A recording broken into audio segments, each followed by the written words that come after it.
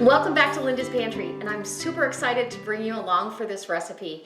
It's one of our absolute favorites, and you can use this in a ton of different ways. So you can turn this into a sauce, a jelly, or a jam. And today we're gonna make this into a sauce. So you'll hear me call it all three things during the video, but don't be discouraged. This is a delicious sauce that can be used on all kinds of things.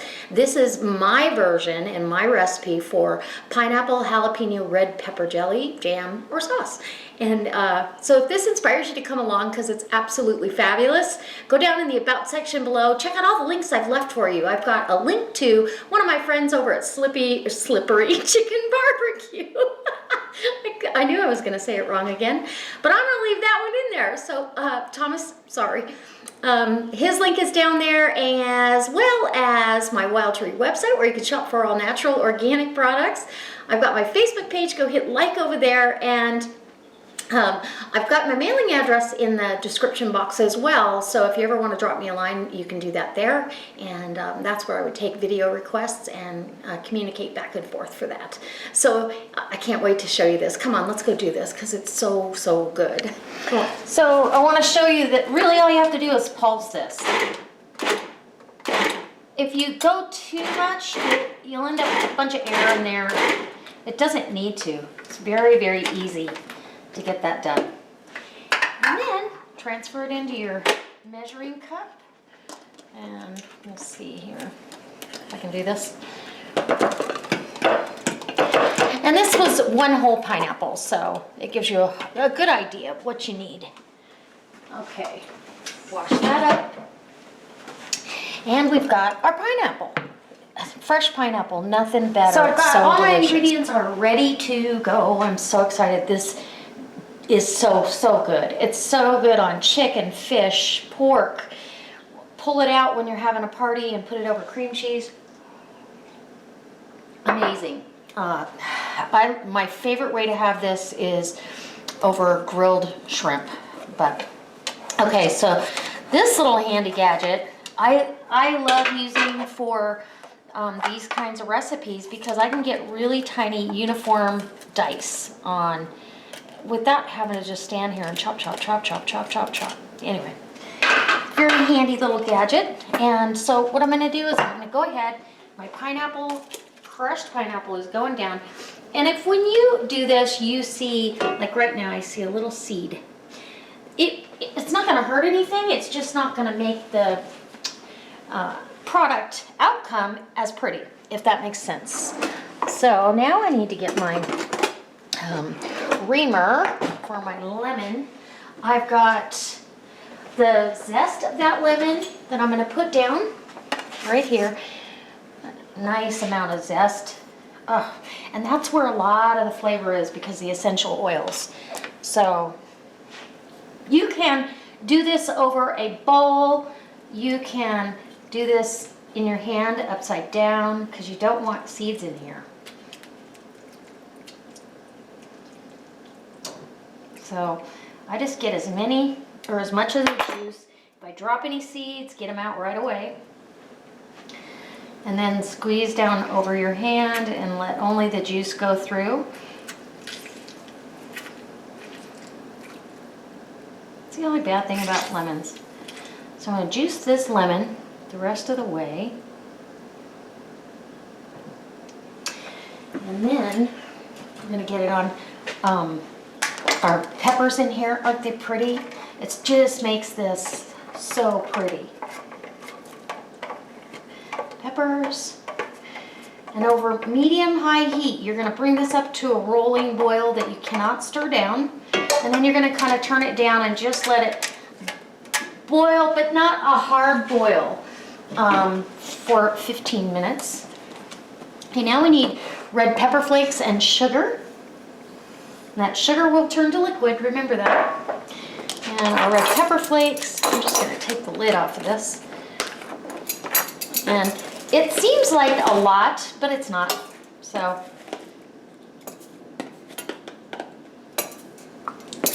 unbelievable how red pepper flakes just stay really mellow in something like this. So I'm going to get this reamed in there. I'll meet you over at the stove, and we'll get to heating this up. I can't wait for you to see the finished So I've product. got It's delicious. my jam in here, and you can use this as a sauce. You can use this really a ton of different ways, but look how pretty it is already. You've got the specks of the green with the red peppers and the red pepper flakes. It just makes a very, very pretty presentation. So we're going to bring this up to a boil. I've got my water bath canner heating up. My jars have been sterilized in this dishwasher on sanitize, and I've got them in a sink of hot water, boiling water, so they're going to stay warm. And my lids are on the back burner getting softened up, and we're going to can us up some jelly. So I hope you guys try this because it is fantastic. All right, so we got to bring this up to a boil and let it boil for 15 minutes at a gentle boil. Heavy simmer. One of those. So this has gone for just about 15 minutes, and I've got 3 tablespoons of clear gel, which I used in my barbecue sauce, my raspberry barbecue sauce recipe. It thickens your sauce up nicely. I think stability-wise, sometimes jellies will break down over time, and I'm kind of testing the theory that that won't happen with this modified food starch. So you can actually can with this. So what you want to do, we've got this at a boil, but we're going to go ahead and crank up the heat a little bit because we want it to boil for 1 minute after I add this. And I did make a slurry because that is much easier, and it will clear right up here as soon as it comes to a boil and starts thickening. It's just going to be fantastic. I cannot wait. So I'm going to let this come up to boil it for 1 minute, and we're going to start jarring our jelly up. I can't wait. I'm going to fill a little bowl here, and this was in the hot water as well, because we're going to have this tonight over chicken with a special rub that was sent to me as a gift, and I can't wait to try it. So, thank you, Thomas. Thomas is over at Slippery Chicken Barbecue, and I think that this will be Slippery Chicken approved. So, we're going to set that aside, and it's just beautiful. My gosh, I can't wait. Okay. And I've got my jars over here in hot water, so we're going to pull these out of the water. And they don't have to be blistering hot, but just hot enough that you are not going to break your jar. And I'm going to turn my burner off at this point. You are going to want to get that as close as possible. Get it a 1/4 inch from the of headspace is all you need with jellies and sauces like this. And I'm hoping that this stays a little on the thin side, but if it sets up, too much, that's fine too, because we really like it as a glaze type of a sauce. And I call it jelly, but I call everything jelly. So now we're gonna dip our napkin in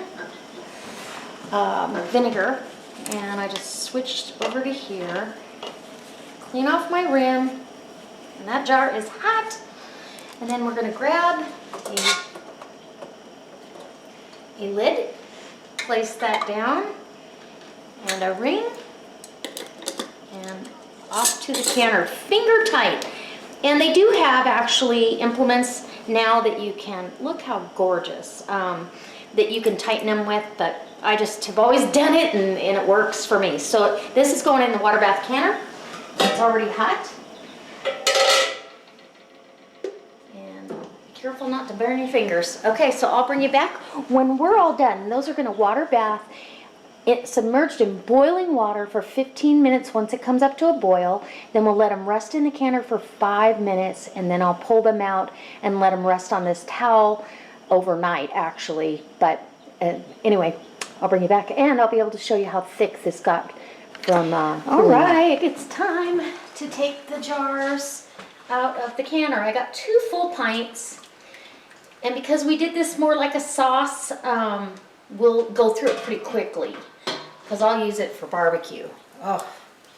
And then sometimes I'll make up a big batch, like a double recipe, and do it more like a jelly with pectin, but I wanted this to be more like a sauce that I can either thin, or I could thicken it up if I wanted to, but I want some options here, so my jelly slash sauce is done. And I will show you, this one was just shy, probably shy of what I put in that bowl, and we'll put this in the refrigerator, and that'll be for tonight, and for the weekend I have a barbecue planned. And these other 2 will go in the pantry. So let me show you how it looks now. So I'm going to show you this consistency of this sauce. And see, it's nice and thick. It'll be perfect to glaze things with. Sauce, jelly. Like I said, if you wanted to thicken it up and have it more of a jelly, you could do that with pectin. Either liquid pectin or dry pectin, but I really want to use this for sauce, so I didn't want it to be too stiff, if that makes sense. So I'm just going to taste what's on that spoon right there. It just sticks to that spoon. It's great.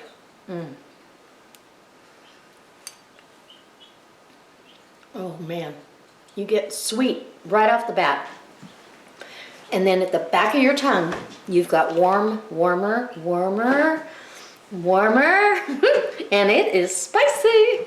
So if you're intolerant, you can't tolerate heat, or your guest can't, I certainly wouldn't put this on the table, but it's not over the top hot. It just has a real background heat, and it is spicy. It's great on sweet shrimp. It's great on chicken, like we're gonna have it tonight. And it's absolutely delicious. So I hope this inspires you guys to come back next time. If you're not a subscriber, hit subscribe. And I'm gonna let you know here pretty quick where you can find this written recipe. So as always, guys, I can't wait to see you next time. Ooh, there goes a jar with another delicious recipe. All right, guys.